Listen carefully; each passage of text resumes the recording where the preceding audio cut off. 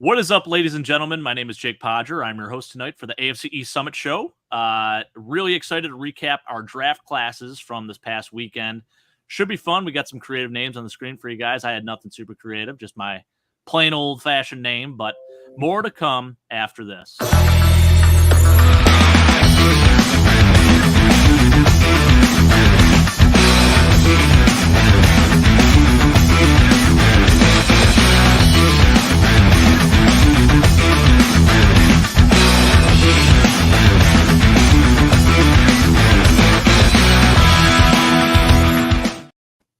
Hello, everybody, and welcome to the AFC East Summit show. As I said, my name is Jake Podger. I'm your host tonight, joined by Keith and Anthony. Not sure if Chris is going to be joining us. We thought he was going to, but he may have not been able to do so. So that's unfortunate. But we do have grades and analysis for all four of the AFC East teams today.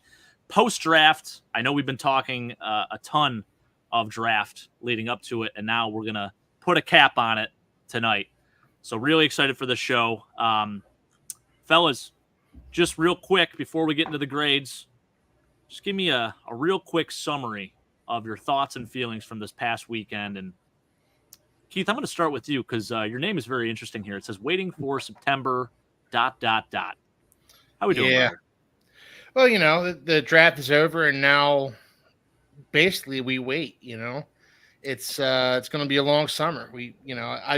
I love baseball. I'll be watching baseball all summer, but still waiting for football, man. So yeah, the draft was fun. It was again, we've talked about it ad nauseum. This is one of the better draft classes I've ever seen. Just so chock full of talent. So this was a lot of fun analyzing all these players to the extent that I have, which this is new for me, just kind of going in and watching film on these guys to the extent that I have. I know Anthony's really been into this for a long time now, but this wasn't ever really my thing to do it, and it was a lot of fun. So looking forward to doing it next year and the year after that and the year after that. But, draft's over, and now I don't know. What do we do with ourselves till September? I know, right? We're going to have to come up with some unique shows, maybe some more trivia, some other stuff we can throw in the mix, I know we had a good time with that. So, yeah, it'll be fun. Listen, it's a long off season, but the NFL never sleeps. So we will always have something to talk about. There's no doubt. And anytime another major league sport tries to steal the spotlight, you better guarantee the NFL is going to make some news. So we did see, by the way, Travis Kelce just get extended. What is it, 2 years, $34.5 million, which is the highest paid tight end in the NFL technically on a yearly basis on average. But Anthony made a great point. He's like, don't let your kids grow up to be tight ends or centers. So Anthony, first off, how are you doing, sir? And talk to me a little bit about this Travis Kelce deal. And then of course, how you're feeling about your team's draft. I'm feeling pretty good.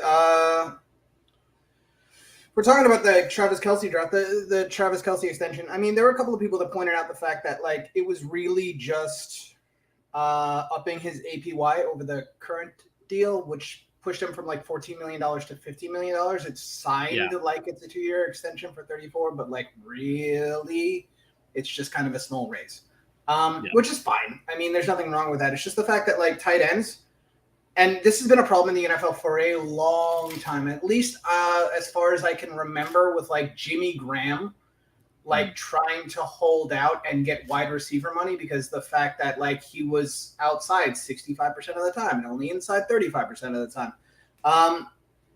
And what they would essentially do is they take the franchise tag from the tight end. The compromise was they take the franchise from the tight end, the franchise tag, from the wide receiver. I'll switch hands now.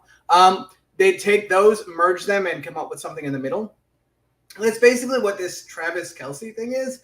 But when you put a number to it, this dude's he's a mid-range wide receiver 2 paycheck here. Christian Kirk's getting 19. What are we talking about here? This is not. This is Travis Kelce. This is maybe the greatest tight end of his generation. I know he's basically a year or two under Gronk age-wise, but he came in the league a little bit later, and he's produced years after Gronk's retired. So But this is what tight ends make. This is part and parcel of the reason why I always argue that you don't take a tight end in the first round, because even the NFL doesn't value these guys that high. The greatest one ever is still making barely wide receiver 2 money. It's crazy. If you want to take he's only making $15 million, which is a legitimate argument that like he just got a raise for the money that he hasn't been taking for a couple of years. If you want to take that for granted, that's what Gabe Davis got. Yeah, it is. Yeah, Gabe is worth, his contract is 3 years up to $50 million. So yeah, basically that's a wild. hell of a context to put it in. Yeah, it's right? horrendous. And then we were talking about the center thing. His brother was the highest APY center ever, $16 million. Robert Hunt just got 18. Yeah. Like that dude's a slightly maybe above average guard. Best center ever. Definite Hall of Famer. One of the few Hall of Famers that's actually going to be a center. Go into the NFL. Go into the Hall of Fame as a center. In the interest of defending Robert Hunt, who played for the Dolphins for years, Robert Hunt's a very good guard, but he's not a top 5 guard. And somebody pointed out that Creed Humphrey's making 16 this year, and Robert Hunt's making 18. Yep. Creed Humphrey's about to sign for 16 and a half. Yeah, and he's a far superior offensive lineman in general than Robert Hunt is. So, I mean, your point's completely valid here, Anthony. Is there a way for a Creed Humphrey to reset the market? Like 100%. If you were to hold out and say, like, listen, this guy, Robert Hunt, who is a solid offensive lineman, is getting paid $2 million more than what my top-end deal would be as a center in the National Football League.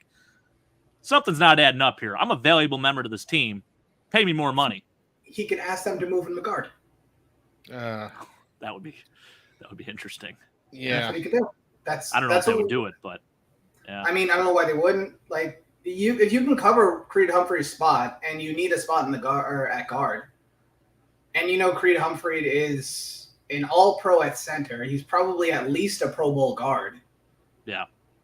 That's all you can do, basically. Like, because the NFL's eliminated the possibility for guys to hold out.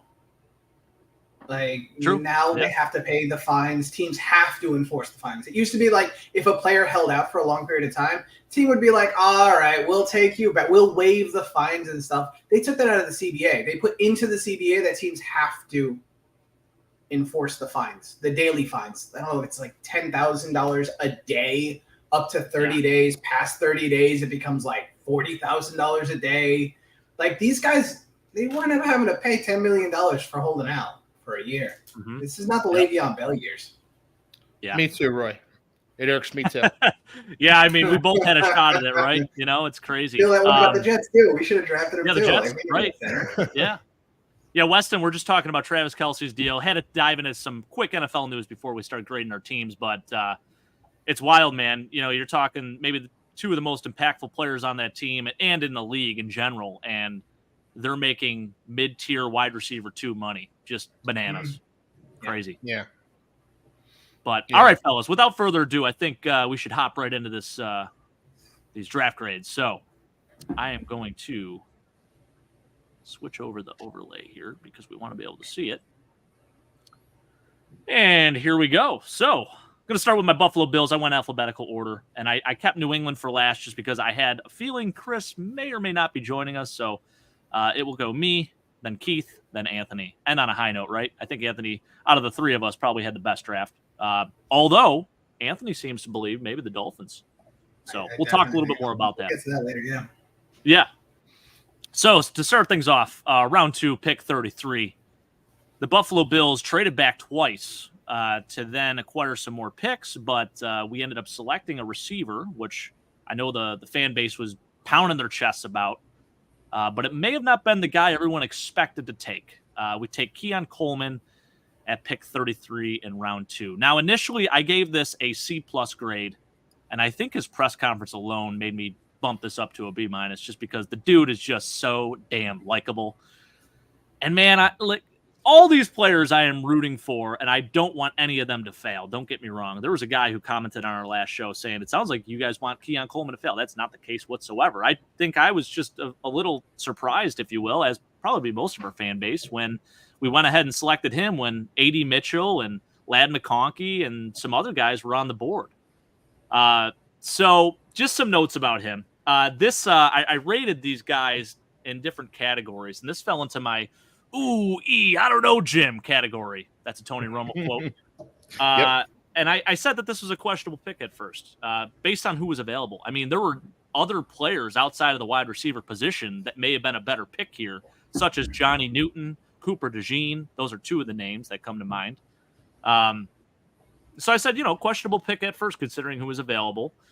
He has grown on me because, like I said, he's so damn likable. Trey White vibes in his press conference. And Trey White, if you guys don't know, I don't know how much you know about the individual Trey White, but man, he was just a comedian. Like, he was just a breath of fresh air whenever he would talk with the media. He would always have something, always be up there just smiling ear to ear.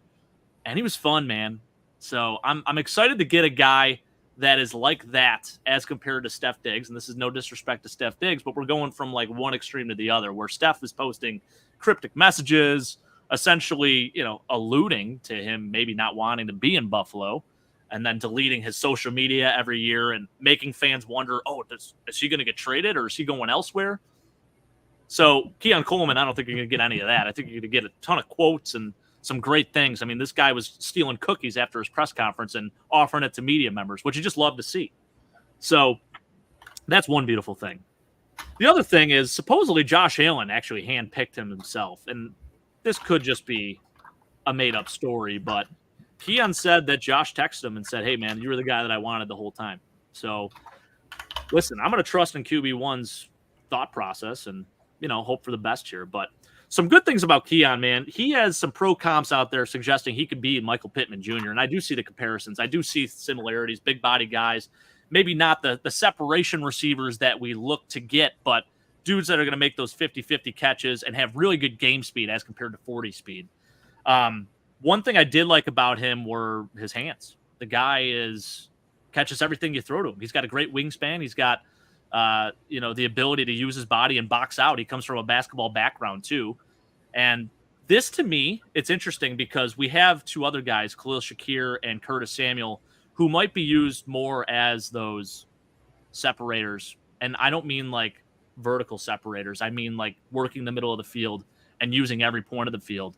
And Keon Coleman is just adding to that whole crew of receiving core that we have. So I was a little disappointed at first just because I wanted Xavier Leggett, and we were there at 32, and he was ours for the taking, and we traded back. So initially, I think I was really dejected and upset. But this is starting to grow on me a little bit. So I'm going to give this a B- right now because it's not exactly the prospect that I wanted per se, but he might be just the right prospect. So Keon Coleman, let's ride, baby. Next up, round 2, pick number 60. I'll try to go faster with these guys. Cole Bishop from Utah. So this dude, to me, this is a love it. This is in my love it category. He is probably my favorite pure safety prospect in this class, and he was rising up draft boards. And it's interesting because Brandon Beane came out and basically said he thought about even trading up to see if he can get Cole Bishop in the early 50s or late 40s.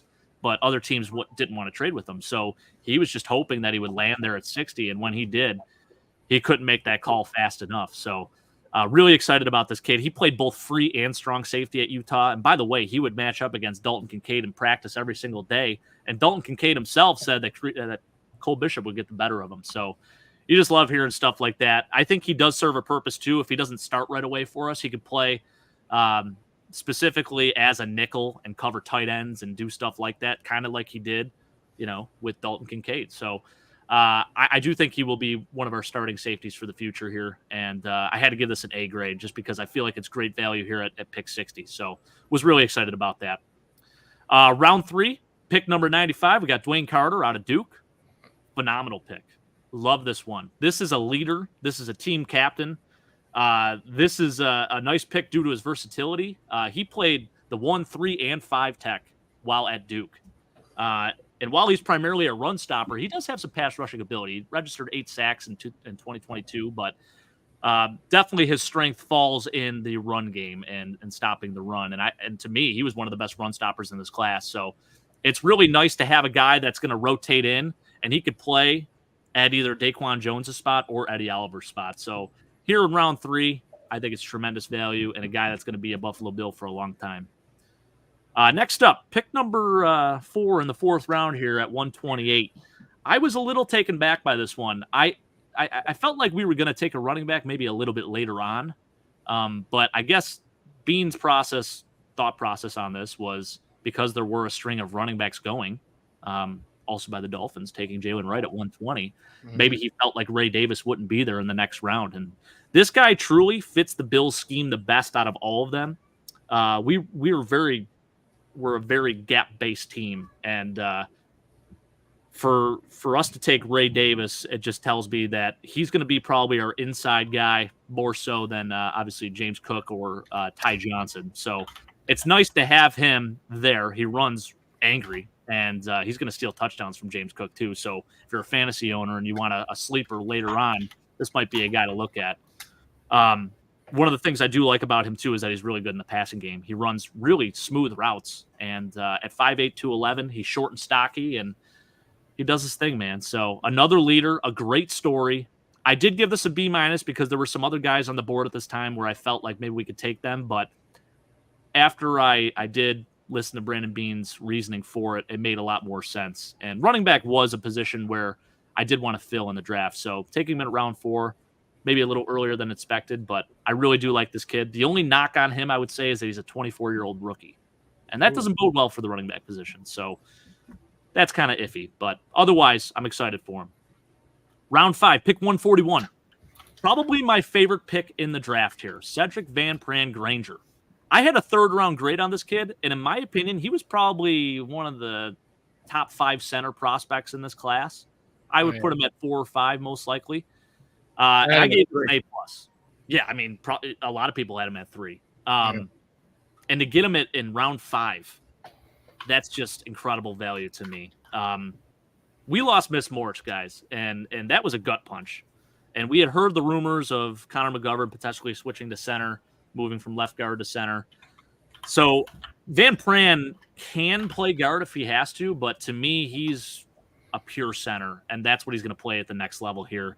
And I feel like he's going to have such a good camp that it's going to be impossible not to start him at the center position and kick Connor McGovern back to left guard.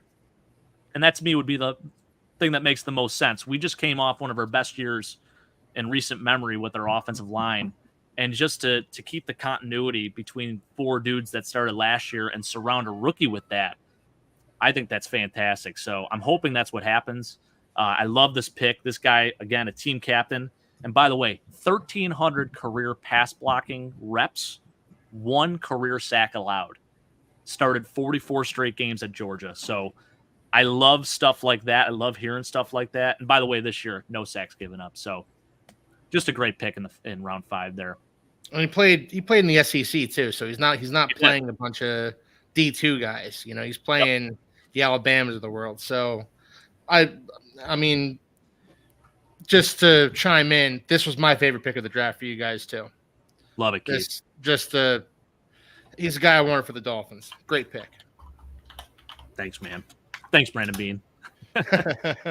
Next up, round 5, pick 160. This is going to be a tough one to pronounce, but I think I got it. Edufwan Olufoshio, linebacker out of Washington. Really, really athletic player.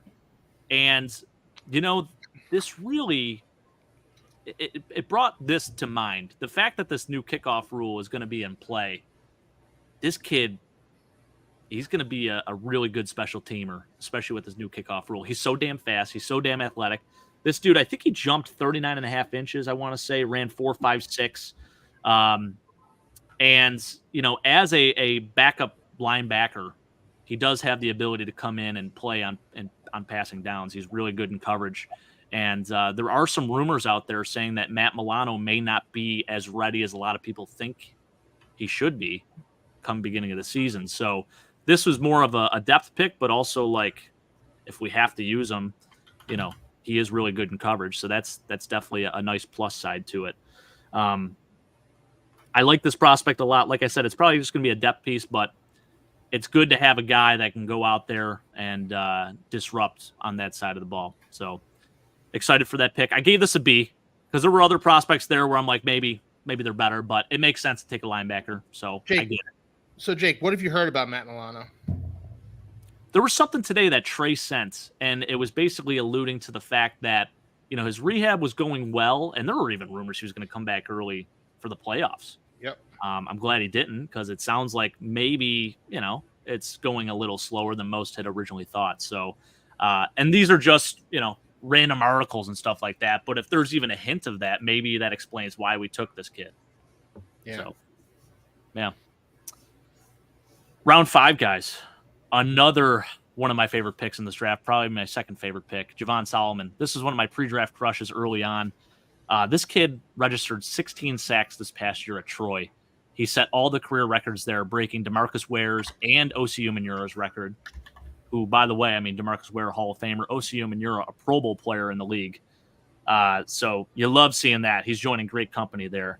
To me, he's going to be a nice depth rotational player at edge. And honestly, like our defensive end room, we just did pick up Greg Rousseau's 5th-year option, so that's good. But then we have AJ Epinesa, Kingsley Jonathan, and Von Miller. And then we did sign Casey Toohill too, but a lot of older guys. We need to get a little younger there. So this is a really nice pick. He's going to be a pass rushing specialist, and I feel like where we got him at 168 here, I had him graded as a late 3rd, early 4th. So just love to see it. And this is a position of need, in my opinion. I don't know what that was. Next up, round 6, we got Tylen Grable, pick number 204 out of UCF. This is a really raw prospect to me.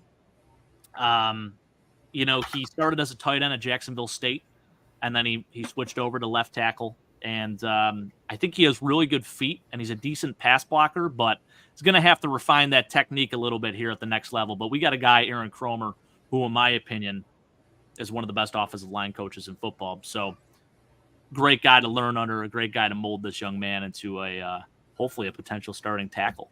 But as of right now, it was a position that we needed some depth at, so why not take one in the 6th?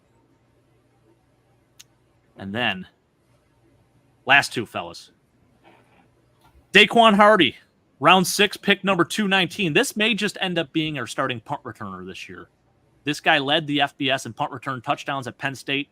His position on defense is technically a nickel corner. I don't see him playing outside, and he'll just be a backup basically to Taron Johnson. But he can almost play in like that Saran Neal role because he is very physical. Now, while he is small, don't get it twisted. He's a very physical guy. So I like this pick here just because, there's some new kickoff rules too. Maybe we put him as a kickoff returner as well.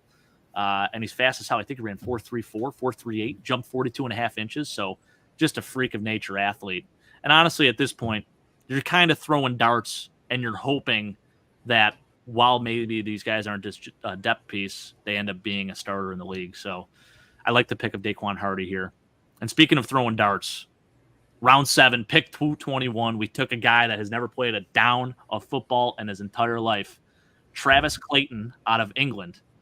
And this is a really cool moment because he was at the draft. He got to walk up there. He had his flag draped around him.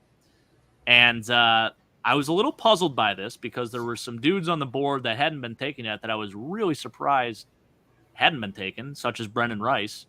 And I was all about double dipping on the receiver position. So I'm like, of course, here we go. Brendan Rice, take him. And we end up taking Travis Clayton, who we're hoping turns out like Jordan Mailata.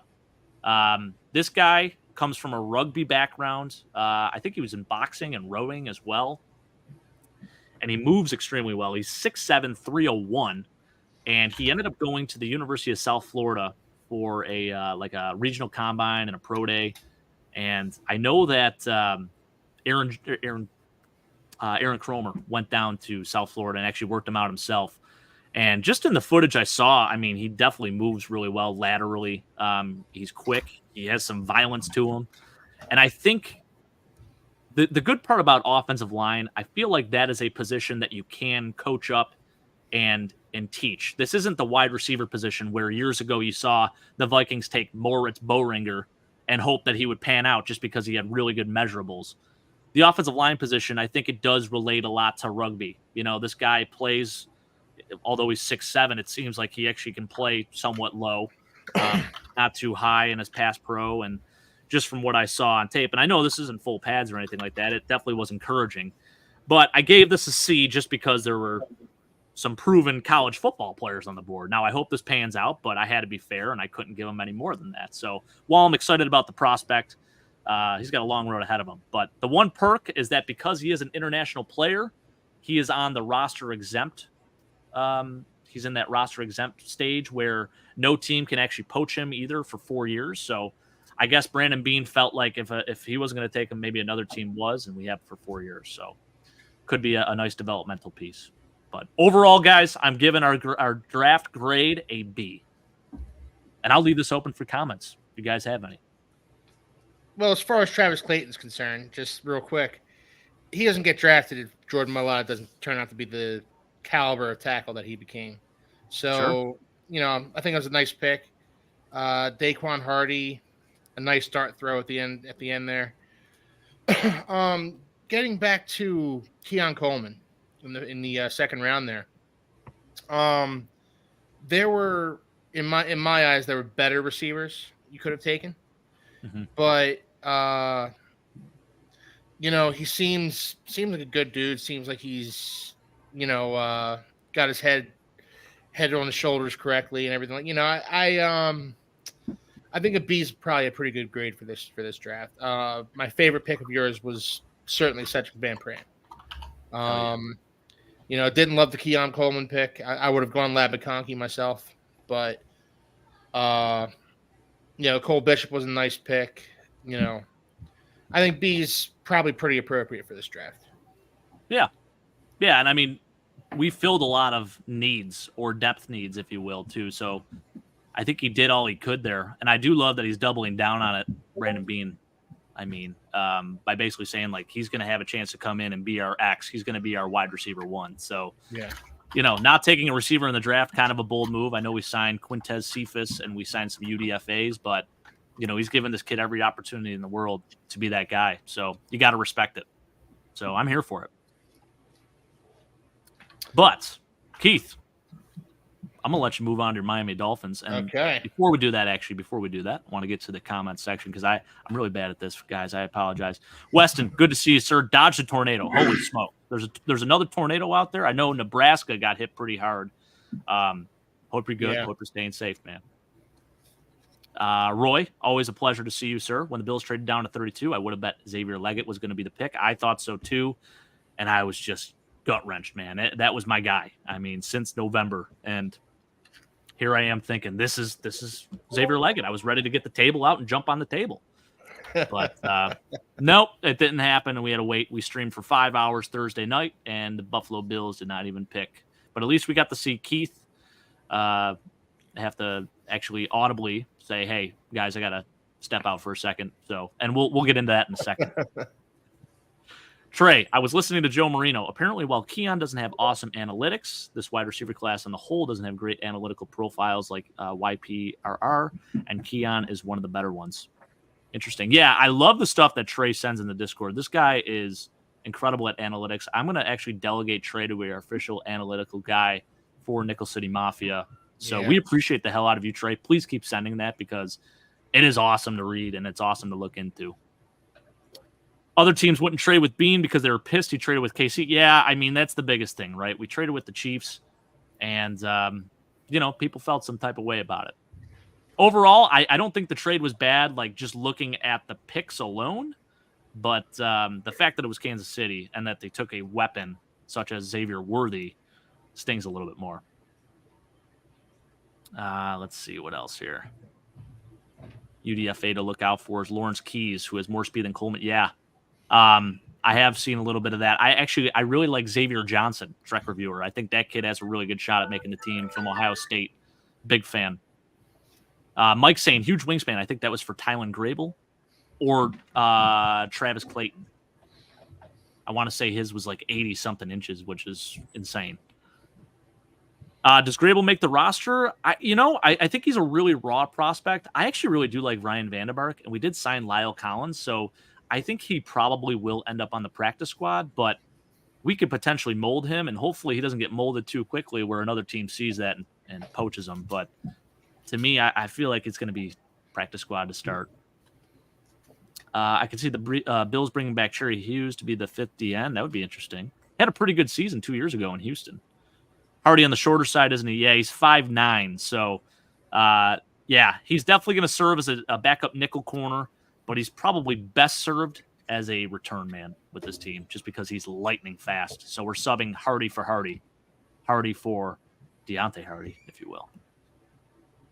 Already 5 DNs on the roster on paper. Vaughn, Epinesa, Rousseau, Tuhill, Solomon. DN is in pretty good shape. Yeah, I would say so. I would definitely say so. Yeah, I love the Javon Solomon pick. I gave that an A+. I was just really excited to get that guy. And listen, I'm a little biased. He was one of my draft crushes. And I felt like maybe if he's there late in round 3, why not take a shot on him? And he was there in round 5. So I do wonder why, but I'm excited as hell about it. So was Muhammad Kamara, who we'll talk about in a second too. Or he's the next Christian Wade. Yeah, he could be the next Christian Wade. We saw how that worked out. But on 2 of 3 carries, I believe he scored touchdowns in the preseason, Roy. So if he is Christian Wade, it's not the worst thing in the world. We just didn't keep him. I think Hughes is still better than Jonathan. Yeah, I can see that. For what it's worth, Daniel Jeremiah says he has all the tools. His athletic ability, pad work, on-field drills, etc., are all NFL offensive tackle worthy. Just about the physicality of the game, if he can get that, maybe. Yeah, I agree. I mean, it's totally different when you strap the pads on. He looks great in shorts and doing all the drills, just on air. But push comes to shove, literally. Curious to see how he does with that. Coleman could have George Pickens' impact. I saw a recent comp to George Pickens, which I don't know if I totally agreed with that one, but I felt like if anyone was like George Pickens, it might be more like A.D. Mitchell. I like Hughes. I just don't see him. I think we just went through that one.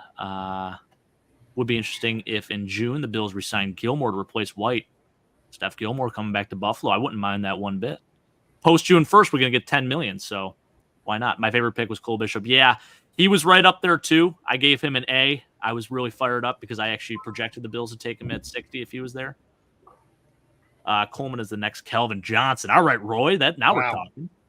Wow, that's bold. Right? Veach and Reed are both mentors to Bean and McDermott. Bills fans can get mad all they want. Off the field, they're like family. It is what it is. By the way, Bills fans, 7883, is that an Alejandro Villanueva picture there for your profile picture? Absolutely love to see it. That guy was a stud. Quarterback convert to offensive line. How about that? At Army.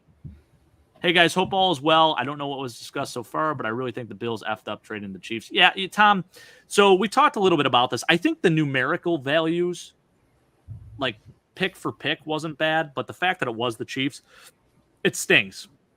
Now, we don't know the background of it. Maybe there was a thing where the Chiefs were like the only team that was willing to trade up with the Bills, and the Bills wanted to get out of that spot. If they didn't feel comfortable at 28, and they still wanted to get in the 3rd round, maybe that was their only choice. I kind of doubt it, but Bean says he didn't even look at the team name and just said, hey, I'm going to take what I can get. So it's unfortunate that is the Chiefs. To me, it's a little bit like, it's one of those, this feels like one of those old school things, like you never trade inside a division or whatever, but like, yeah, you're building the Buffalo Bills. You just got to hope you build your team better than they build theirs. Mm-hmm. Yep. Yeah. That's just the game plan. It can't simply be, but we might be supplying them with something. Yeah, but they might be supplying with you with more. You have to build your team. That's the modern NFL. That's why teams trade inside divisions a little bit more than they used to. That's why you wind up making more trades of players than they used to. You remember, like back in the day, we used to like play Madden and trade players, and that was funny, ha ha ha. But it actually happens in real life now. Yeah. New generation of GMs realizes you just got to put together your best 53 and hope that your best 53 is better than their best 53. Absolutely, man. Yeah, that's really well put, Anthony. I agree.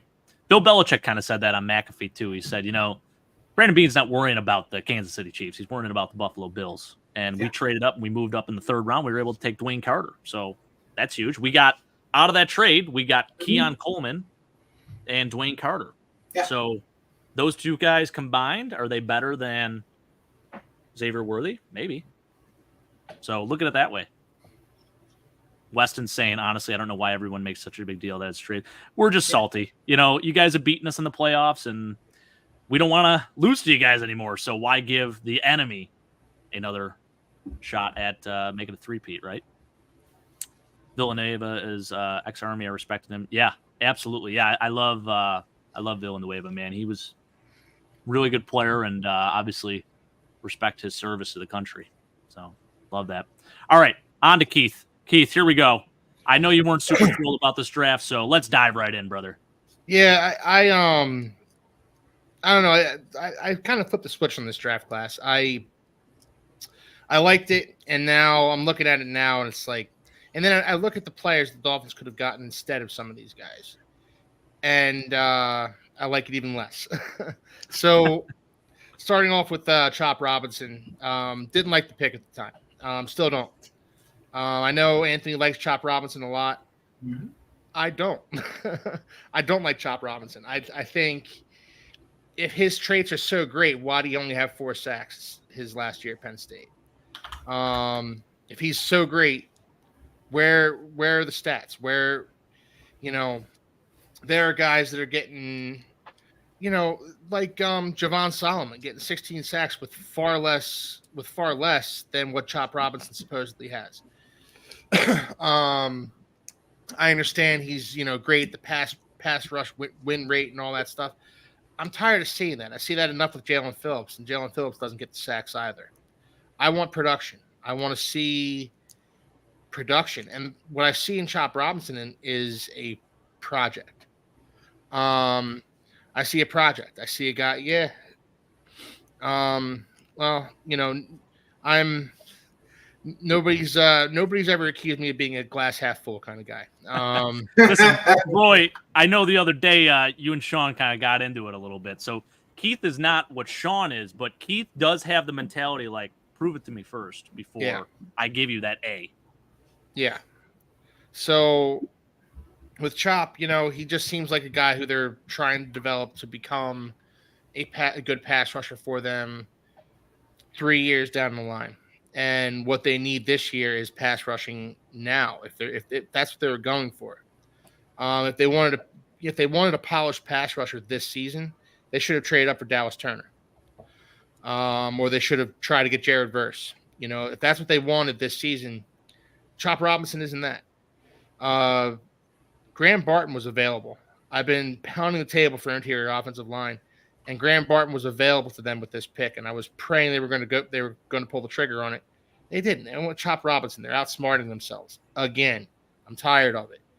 Patrick Paul in the second round, decent pick, but again, he doesn't feel like a scheme fit. I mean, he's a great pass blocker, but the Dolphins want to run the ball, and Patrick Paul isn't very good in the run game. And again, this is a pick for the future because this guy is not a guard, so he cannot play guard. He's too damn big for guard. So he's the heir apparent to Teron Armstead. I get it. You have to bring in the heir apparent to Teron Armstead. But again, they could have gone guard here. There were guards available to them with this pick. So he's going to take over for Teron Armstead. He's probably going to play for Teron Armstead when Teron Armstead, inevitably gets injured this season. So it'll be trial by fire. Fine, decent pick. I gave it a B. I think it's a decent pick. Jalen Wright, the Dolphins traded up into the 4th round. They didn't have a 3rd or 4th round pick this year. They traded into the 4th round. They gave up next year's 3rd round pick to trade into the 4th round to get Jalen Wright. Now, I don't dislike Jalen Wright, but you know what he reminds me a lot of? He reminds me a lot of Kalen Ballage, who has all the physical traits in the world but has no vision. He's not going to hit a hole unless the hole is a mile wide. All the highlights you saw of him in the draft with Jalen Wright, they were all he's running through a hole where just the offensive line the seas parted, and he was able to just run through a hole that you could drive a Mack truck through. Great, and you get him in the open field. Okay, he's going to be a hard guy to bring down, but you're going to have to coach this guy. You're going to have to show him how to, and holes aren't as easy to see in the zone blocking scheme too. There's so many moving parts in the zone blocking scheme. So it's not, the beautiful thing about Devon Achane was he fit in seamlessly with what the Dolphins were trying to do in the running game. Raheem Mostert's such a smart back. He was able to he played in San Francisco, so he already knew how to run the zone blocking scheme. I'm not convinced Jalen Wright is there, especially not now. It's going to take some coaching to get him to where you want him to be. And again, you give a 3rd round pick next year to trade up into the 4th round for this guy. You better know what you're doing, Chris Greer. You better, man. So, on to the good. Muhammad Kamara in the 5th round was a great pick. Great value pick. He's going to be a rotational guy on the defensive end. I would argue that he's going to get more playing time this season than Chop Robinson, because he's better against the run, for one thing. But for another, I think he's a more polished player. So I think he's actually probably going to get more playing time than Chop Robinson, which just makes the Chop Robinson pick look all that more worse. I like the pick a lot. I gave it an A. I stand by that. I think, I had a late second, early 3rd round grade on this guy, and they got him in the 5th. Next, another really nice pick by the Dolphins, Malik Washington. Gave this one an A as well. I had a 3rd round grade on this guy as well. He had over 100 receptions for Virginia last year, 1,400 receiving yards. He's going to be their next slot wide receiver, and I love it. I absolutely love it. It's a great pick, and I think he's a day one guy who you're going to put in the slot. And, my Braxton Berrios shares are in shambles right now. So, I'm taking my bet off the table. Taking my bet off the table. That's it. Yep. So, by the way, how do you feel couldn't about happen to a better guy? And by the way, the irony is, I want to say Malik Washington was probably one of Anthony's favorite prospects at the receiver position. Yeah. So it's no like, hey, I got no problem with the shorties. Right? Yeah.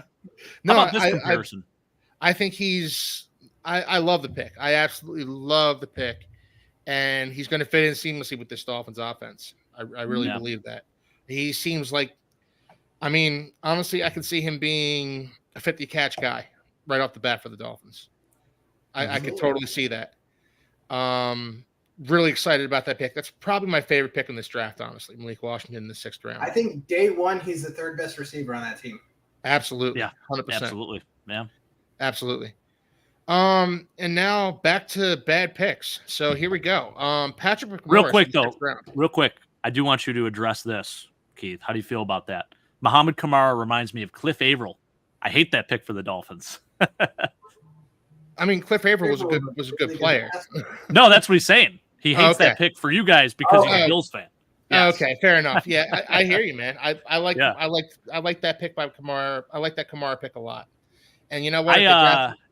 If they drafted him in the 3rd round, I honestly wouldn't have had much of a problem with it. Problem is they didn't have a 3rd round pick. But that was a really nice pick for them. And when I saw it, I was like, okay, that's what I'm talking about right here. They're finally starting to draft smart. And then they drafted Malik Washington. It's like, oh, they're on fire. Mm-hmm. And then they drafted Patrick McMorris, a guy who I'd never heard of. And then I watched some tape on him, and it's like, oh, there's a reason I haven't heard of him. He sucks. No, it's the truth. He's a special teams guy. He's a Walt Aikens. Walt Aikens played for the Dolphins for years, and he was a special teams gunner, and he was great at that. Oh, man. But you know who was available in the 6th round for the Dolphins?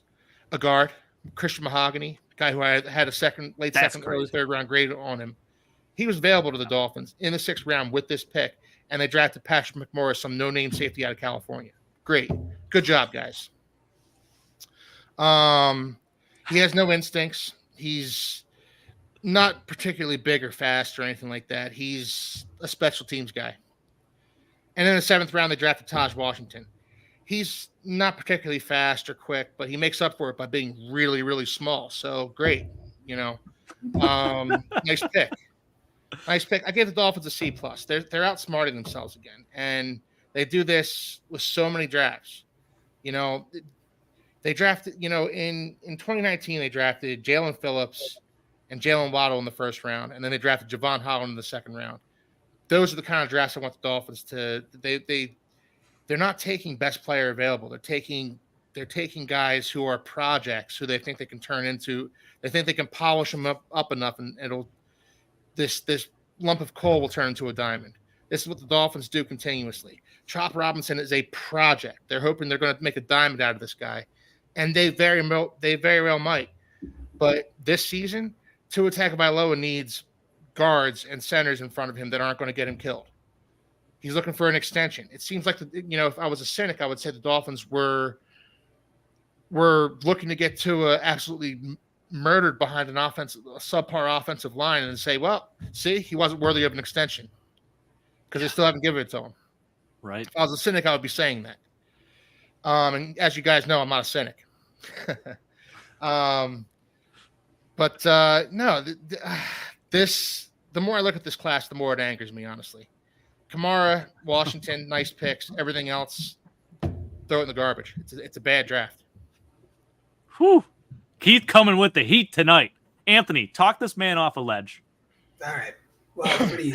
One, Trevor Robinson, where's the production? I mean, he only had I just looked it up, 168 pass rush snaps this year.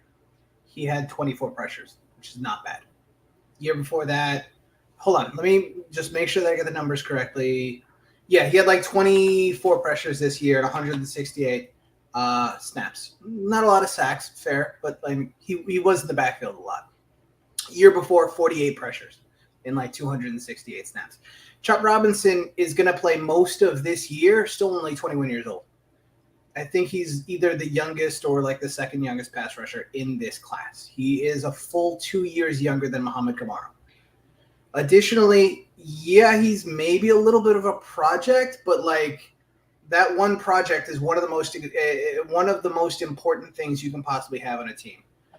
His physical abilities put him a mile and a half ahead of any other prospect in this class, and that does include Dallas Turner. That does include Leitu Latu.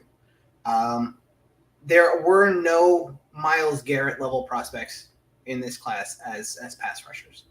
But the closest that you could get physically to being able to get that is Chop Robinson at 6'3", 250 pounds, 40-inch vertical, 4.4 speed, just every measurable you could possibly want. And yes, he didn't have a ton of sacks at Penn State, but like guys like Adisa Isaac wound up with a whole bunch of cleanup sacks because of him, because he was the first one to initiate pressure. He also was very violent at the point of attack. We're not talking about a guy that can only rush the passer. We're talking about a guy that made huge impacts in the run game too. So in my opinion, this was, I think somebody else said it in the chat, the best pick by any team in this division, bar none. Absolutely. 100%. Patrick Paul. Yeah, the heir apparent to Terron Armstead is the other 8 games that he's not playing. Terron Armstead, I know, is not playing 16 or 17 games. No, he's not. You get but they also re-signed Kendall Lamb for that purpose. They re-signed Kendall Lamb to play for Terron Armstead as well. Yes, but you want somebody who can down the road be a left tackle. Patrick Paul is a 3-year captain at Houston. Patrick Paul has some of the longest reach that you'll ever see. I think he had something like 83-inch arms or something like that. 36, I think, for single arms. It's ridiculous how long that man's reach is. He has some technical flaws. Fine. That's why he goes in the second round and not the first. He has as much physical upside as anybody in this class. And again, to me, absolute windmill slam dunk pick in the second round. Phenomenal. I like him better than I like some of the first round tackles. I would probably take what Patrick Paul does over Amarius Mims basically playing like 13 games in his entire career at Georgia. Like, I'm happy with that. I take that over Graham Barton and his short arms and probably having to play guard and having very little power or anchor. I take it over what the Packers took in Travis. Who was it? Jordan Morgan. Oh, Jordan Morgan. Sorry. Yep. Yeah. I take him over Jordan Morgan. Like, Patrick Paul is a fantastic prospect. And yes, he's only really, really good at pass blocking, but like that pass blocking is probably the single most important thing that you're going to have. You need to keep Tua upright. Yes, like, true. If it takes you a couple of years for him to be, even if he never develops into a great run blocker, fine. You have potentially an excellent pass blocker. But again, Anthony, the Dolphins seem to be concerned about pass blocking pass blocking on the edges, but they have no concern about what's coming up the middle. I mean, Ed Oliver is going to eat Aaron Brewer's lunch. yeah, Aaron Brewer is 275 pounds soaking wet. Ed Oliver is going. Quentin Williams against Aaron Brewer. I know. You're going to be licking you got to be licking your chops about that, Anthony. It's not pretty. And that's ultimately, yeah. No, I don't disagree. But put some power in front of him. The Cowboys got Cooper Beebe late in the second round. That to me seemed like one of the weirdest parts of this draft. Cooper Beebe went significantly lower than he should have relative to his peers, and the Cowboys look like they're going to start him at center day one. As well, they should. Just weird to me that he went that. But you guys didn't really have picks in that range. Yes, you traded next year's third-round pick for a fourth-round pick, but to draft a running running back. Missing those spots anyway. You needed more capital in the middle of this draft. We did, and which is why instead of drafting Chop Robinson, maybe trade back with, say, the Chiefs, who seem desperate to get up to get Xavier Worthy.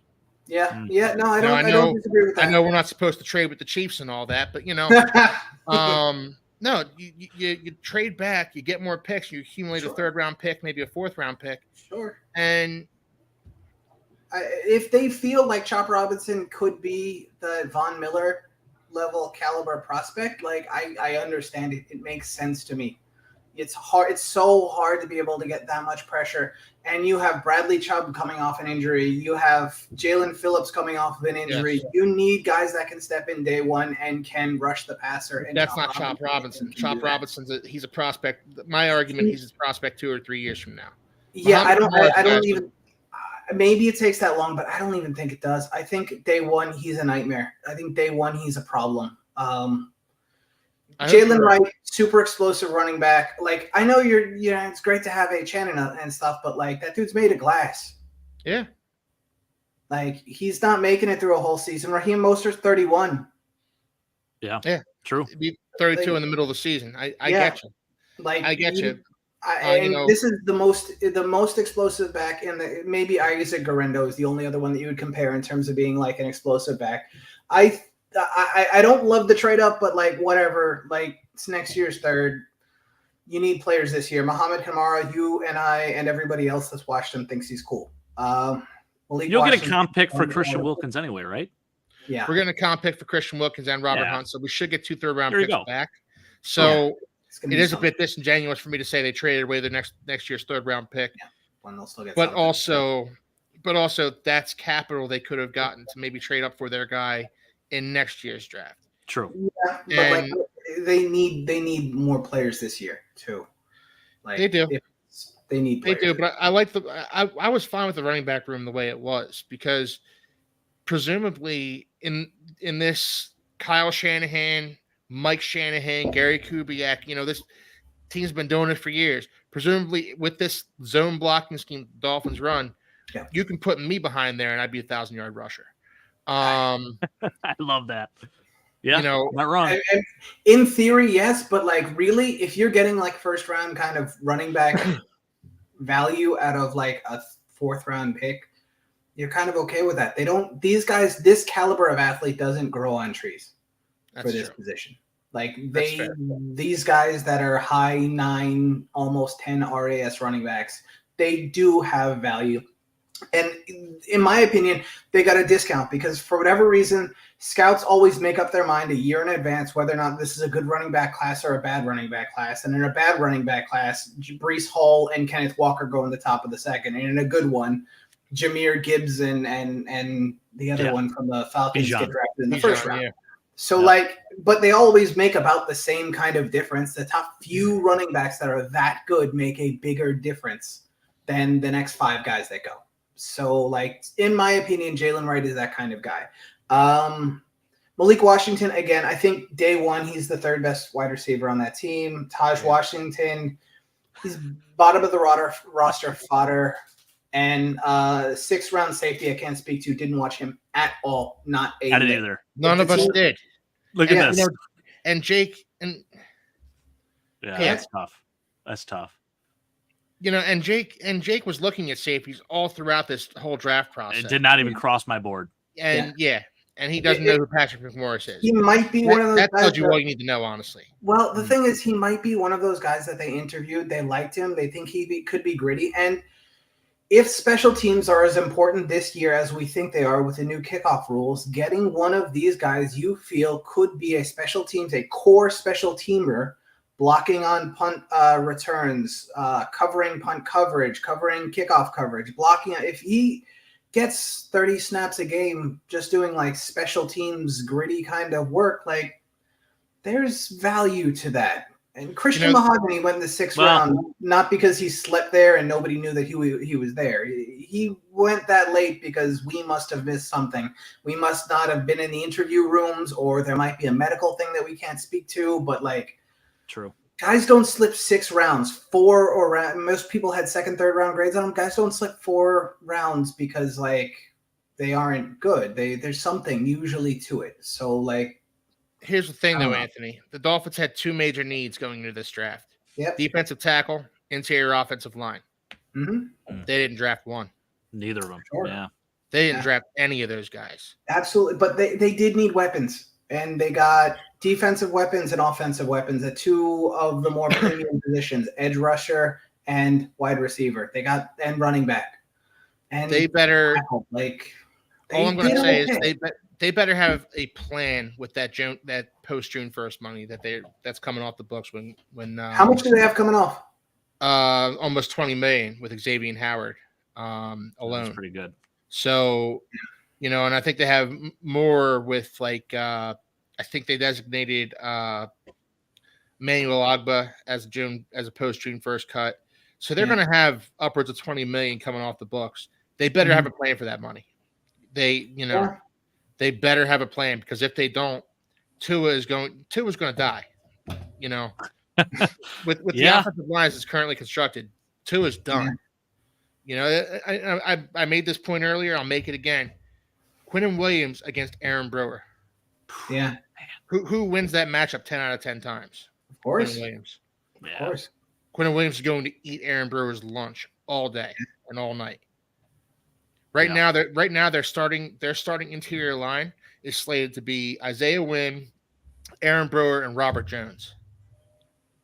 That is freaking terrible. And they could have had Christian Mahogany. They could have had Cooper Beebe. They could have had Graham Barton in the 1st round. Tom Pooney, he slipped a little bit too, and he's pretty versatile. He went like and I know we're not giving draft grades to all the teams, but if you want a prototype for how I wanted the Dolphins draft to go, look at the Pittsburgh Steelers draft. Oh, that's a hell of a draft. Yeah. Their draft was chef's kiss. So good. Mm-hmm. Fuaga, and then Zach Frazier, and then they got Mason McCormick in the 4th round. How about the Cowboys? I mean, outside of Tyler Guyton, still though, they took all offensive linemen. If you switch the Dolphins class with the Steelers class, I'm over the moon. And that's the kind of class the Dolphins could have had. Instead they outsmarted themselves. They do it every year. I should get used to it. I shouldn't be so frustrated by it. And I understand what you're saying, Anthony, but it's just I'm frustrated, man. I'm frustrated. Your biggest priority going into this offseason should have been protect Tua. Give your undersized, not super physical, not super elusive quarterback, but super accurate quarterback the time to survey the field and make an accurate throw. So he doesn't have to get rid of the ball in 2.3 seconds. Everybody thinks that's a badge of honor for Tua. That's just self-preservation. Yeah. That's just him, that's him getting rid of the ball in 2.3 seconds, because if not, the defensive line is going to collapse on him. Mm-hmm. Begs the question, Keith. What Roy says here, does Keith think it's time for a GM change? It might be. And I've defended Chris Grier, but it might be time.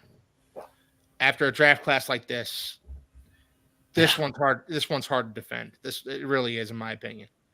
Anthony has a much rosier picture than I do, but after a draft class like this, it might be time to move on and bring in whoever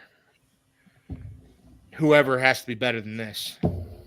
Honestly, Did they sign Talia? no, he went to Seattle, I believe. Okay, yeah, I didn't even see where he went. Yeah, Steelers took every draftable offensive lineman there was. You're not kidding. Hey, Zach Frazier, man, that was trenches win games. Trey, you're absolutely right. Absolutely, yeah. And the Steelers understand that more than anyone. And Arthur Smith is their OC there. You know, Chop played guard and Pee Wee. That's hilarious, Mike. I love that. Mike seems to think that Chop Robinson is going to be the best player in this entire class, Keith. So if that happens. Hey, look, I hope he's right. I hope Anthony's right. I hope I'm wrong. I really do. I would absolutely love to be wrong about this class. But right now, what I see in front of me is Teron Armstead's heir apparent and, a slot wide receiver.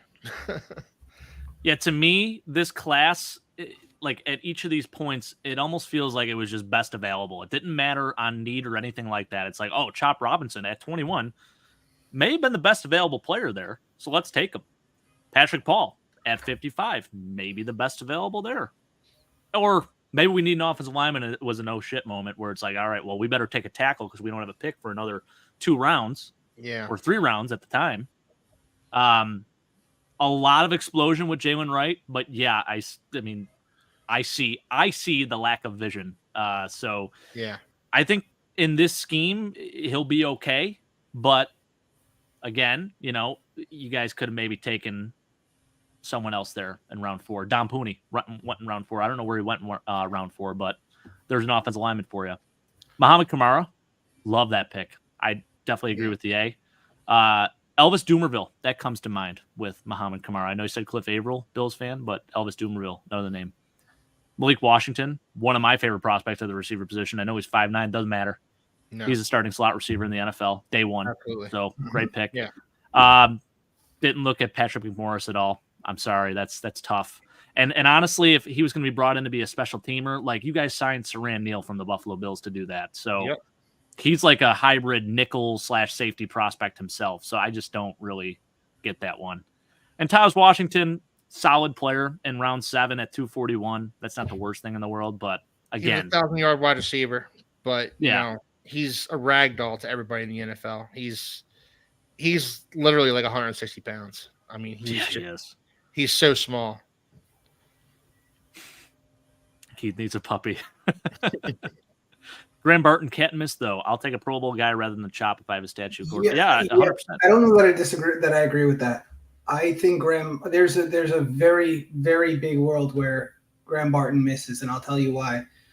On his tape, Graham Barton lacked any power playing at tackle. He didn't have an anchor. He's a very light tackle, and as a guard, he's again going to be very light. There's a world where he doesn't get strong enough to be much more than an average guard. And if you're taking that in the first round, or even worse, you move him to center, and it only becomes an average center who happens to be really athletic and can get out in space, but when he gets out in space, he doesn't maul anybody. He just sort of screens them off, and he plays well. But that's not really worth a lot in the league. Jason Kelce made a career out of not mauling guys. Jason Kelce did. But Jason Kelce is a 1-of-1. And if you're betting on drafting a 1-of-1, and Jason Kelce has a 6th-round pick. Yeah. But if you're betting on a 1-of-1 conversion from tackle all the way to center, like that's a lot. There's big world in my opinion. Point is that I hear you, Anthony, but my point is like Graham Barton is mobile and he fits the zone blocking scheme perfectly. Sure. Like he fits this scheme so well. And Jackson Powers Johnson was still on the board. I was going to say JPJ, right? That would have been the guy. Take a center. Then you take that center. I know. I wanted him to. I'm sorry, brother. It looks like you're going to have an aneurysm or something. You're exasperated, man. I get it. Yeah. I think overall, I mean, I would give it more than a C+, Keith. I think some of these guys will pan out. I really like the Patrick Paul pick. I was fired up for you when that happened. I even put in the Discord, I'm like, Keith's got to be so pumped. That's a solid. I think we were live. Yeah. So, Trey.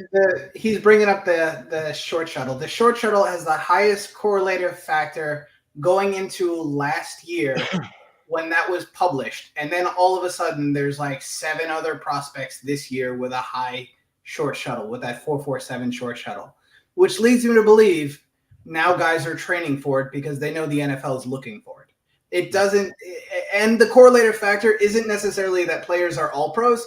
It's that players play in the league. Everybody up until before last year, everybody with a 4.47 short shuttle played in the league, or like 80% of them played in the league for 8 years or longer. It's not to say they're all pros. It's not to say they're all pro bowlers. It's to say that all of them did, which is fine. That's fine. But like when all of a sudden in 1 year, 7 guys have that 4.47 short shuttle or short, or that means they're training for it more. They know the NFL is looking for it more. True. So like, come on, let's put it into the context of what it is. It's a measurement. It's a piece of data. I'm telling you what was on his tape. What was on his tape was a very mobile tackle that didn't move anyone, that struggled to anchor. And you're telling me you're going to move him into guard or move him into center, and that problem is going to go away when he's going up against 320 pound defensive tackles instead of 260-pound defensive ends? That's my problem. Yeah, good luck. Good luck blocking Derek Brown in that division. So, Anthony, before we get into your class, yeah, what would you grade this class? I told you it's the highest graded class, I think, in the division. I put it as an A-. I think if we're looking objectively at a draft class, and any team would have had this, but I also have the philosophy that you don't draft for need. Like you shouldn't, your GM shouldn't be trying to plug holes through the draft. You should draft to have the best possible team and then sort things out through free agency and whatever. If I look at this objectively, if any team had shown up with this draft class, I would have given an A. So an A-, something like that. There you go. Fair enough. I agree with that sentiment. Yeah, I mean, it really is like best available players at each of those spots, honestly. So it makes sense. I mean, I would grade it an A if that's what I was basing it off of. But Keith, just because I'm more on the other side, I am not necessarily draft for need, but like if you have especially in the earlier rounds, right? Your first round pick's going to start. Your first 3-round guys should have a chance to compete for a starting position. So if you're banking on this guy, and none of these top 3 guys are going to start. That's tough, man. I don't know that Chop's not going to start day one. Chop might. The issues that you guys have, and Jalen Wright, we don't know that he's not. I mean, there's always going to be, for you guys, there's going to be a lot of rotation off and at halfback, right? So no matter what, Jalen Wright's probably going to get out there. And Devin A. Chain gets hurt again, and it's then Raheem Mostert and practice squad guys behind him. Jalen Wright's going to play. And knowing that you have one more guy that can make 2 people miss and then just off to the races, I think has value. That's fair. I like it, Ant. I like it. All right, well, let's move on to that Jets draft. But first, just want to give a shout out to Weston. Talk about dedication. Watching in the sauna. I freaking love that, Weston. You're the man, brother. We appreciate you, man. Always. All right, on to the New York Football Jets. Let's take a look. And Anthony's name, Olu Fomeyer. So let's start with that. All right. Olu Fashanu, from early on the process, I had him as the best tackle in the class. Needs to develop a little bit more in the run game, but it's not a lack of effort and it's not a lack of power. Sometimes he takes the wrong angle at a blocker in the run game, but man, oh man, is he phenomenal in terms of blocking. A lot of Jets guys are friggin' nuts. Like, they're like, how do you take a backup tackle? Like, Terrence Smith averages 7.5 games a year. Yeah. And it's not like 7.5 and then he's not back in. It's like plays 2 games out for the season, plays 3 games out for the season. It's entirely possible Olu's starting by mid-season if something happens to Tyron Smith. The only thing between Tyron Smith and Olu Fashanu is something breaking on Tyron Smith.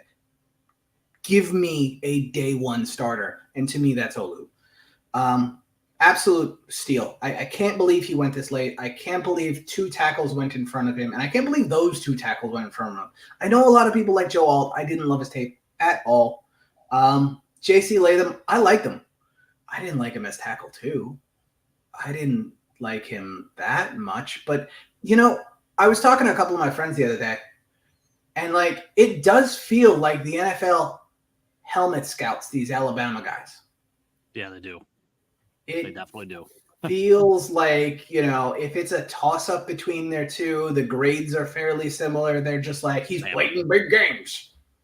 Yep. And they love these Alabama guys, man. They don't always work out. And in fact, sometimes they work out horribly. But man, oh man, will they take an Alabama guy that they have graded at a similar level above another offensive lineman? Strange, but it's true.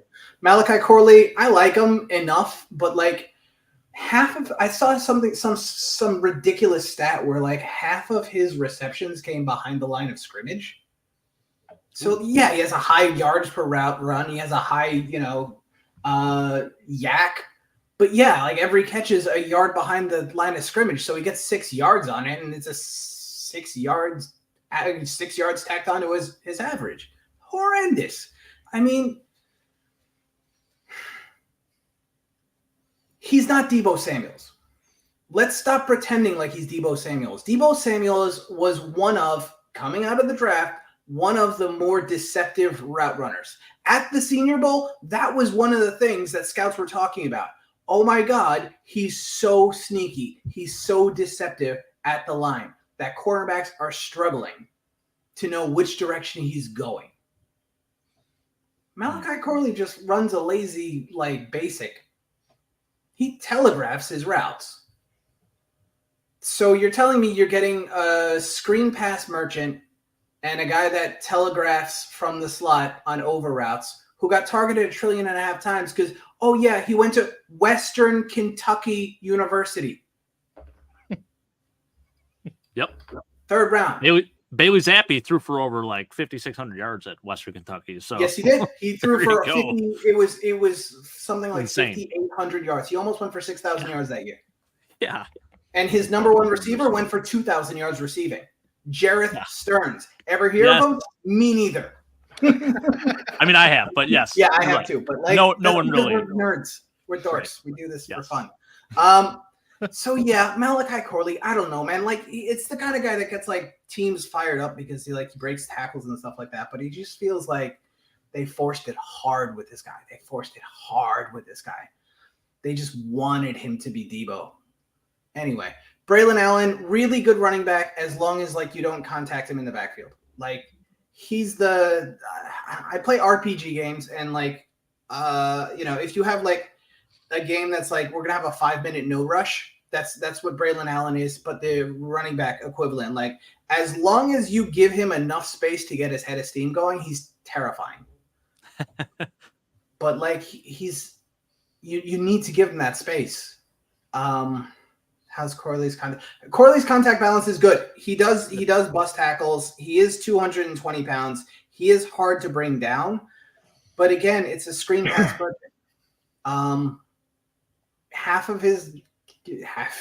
Coleman could be Stevie Johnson. No, love that, John. I love. Listen, Stevie Johnson. Fire me up though. Coleman.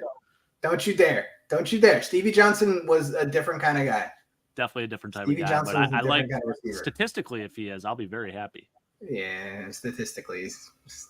What's the old saying? There's lies, damn lies, in statistics. Yeah, that's definitely true.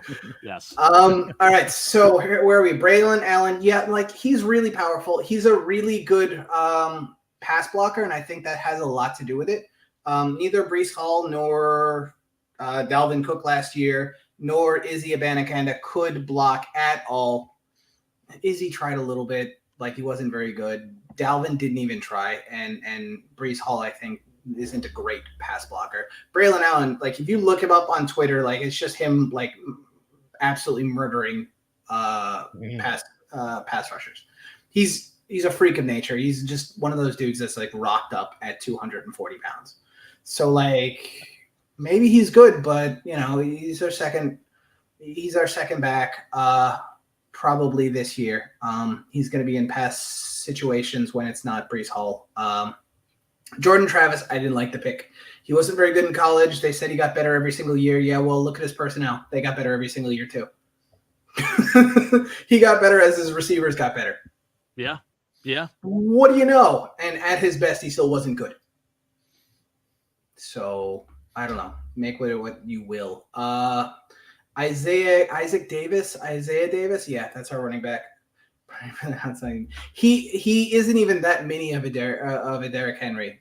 He's like 238 pounds. What was Derrick Henry like? 245?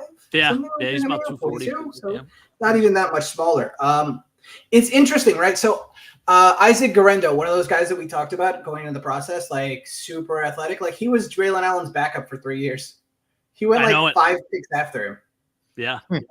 It surprises me too because so what was Braylon Allen's RAS score? Because you guys always take like 9.9s. We do. I have no idea. I don't think he tested. I think he was injured. Okay. Yeah, you might be right on that. Yeah. Yeah, I don't remember him testing at all. Isaiah Davis. I have no idea, dude. I swear to God, I didn't watch any tape on this guy whatsoever. But like, took 2 running backs. Like, supposedly we're supposed to be switching to like more of a gap scheme, which makes the John Simpson pickup at guard make a little bit more sense to me. But yeah, we're supposed to be playing more gap this year, so that makes Braylon Allen and perhaps Isaiah Davis seem to make a little bit more sense. Like we're just going to try to dent a defense. Fine, I guess. Quantez Stiggers. It's not often you draft guys from the CFL. Yeah. I don't know if you guys watched much of his tape. I didn't watch any of the secondary guys, but like people have talked about him like he was good. Well, the Dolphins brought him in for a visit. One of their top 30 visits. Yeah. So when I saw that and I saw that he was, I think he was a CFL Rookie of the Year last year. Yeah. Defensive Rookie of the Year. Then I watched his tape. Okay. I mean, it was CFL. Yeah. It was impressive. Did you watch his fan-controlled football tape, Keith? I did, as a matter of fact. We played in that league too. Yeah. Crazy. I did. Really? Yeah. Like, I mean, he's raw, obviously, because he played, he's not, but, I mean, look, you got yourself a nice project pick there. I like it. I mean, the thing is, like, the CFL, like, those guys, yeah, they're not necessarily the best players, but they're professional football players. Yeah. Hell yeah. Like, he's not playing against 21-year-olds and 22-year-olds like he would be in the MAC or something like that. He's playing against full-grown men that are 27, 28 years old, have been playing football professionally for a few years. Now, it might not be the highest level of competition, but at least that speaks to his ability to keep up. But at Michael times, Carter, he's with the Cardinals now, I think. Actually, which Michael Carter? Because if it's the cornerback, we still have him. Taking the corner. Yeah. It's got to be the corner. Yeah. At times, Stiggers looked like a boy amongst men. Honestly, he looked like he looked like he made other guys look like they were running in slow motion. I thought. Interesting. Interesting. I liked him when the Dolphins brought him in. I allowed myself to get a little psyched for that. Okay. And then because I didn't realize other teams were bringing him in. I didn't realize he was on other teams' radar. I should have, but I didn't. Yeah, the running back we let go of was a mid-season. I don't know, make Dalvin Cook feel better about himself. Yeah. So they let him go. He immediately goes to the Cardinals and becomes their best running back.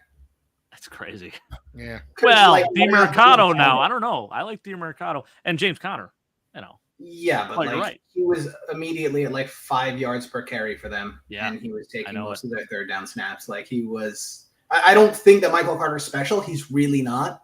Yeah. But the fact that we just bled out a running back that was immediately picked up by another team and immediately given playing time, like tells me that we are not good at self-scouting. And that's been kind of a hallmark of the Robert Saleh era.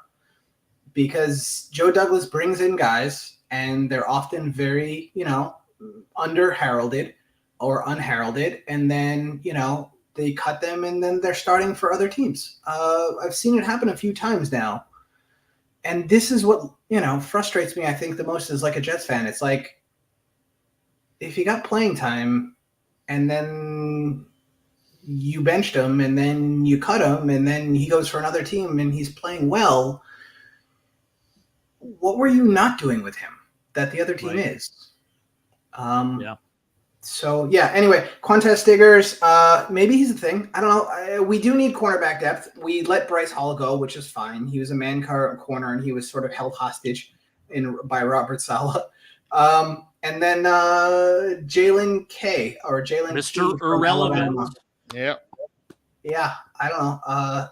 It's the last pick of the draft. Maybe he's like makes the roster as a practice squatter. I don't know. I didn't. That's another guy I didn't really watch much tape on. Was he like the third safety for Alabama this year? No, he was. I think he was a starter there. He was a starter. I will say, played a lot of slot for them. Yeah, he was mainly in the nickel. I could say this, Anthony. You talked about the helmet scouting.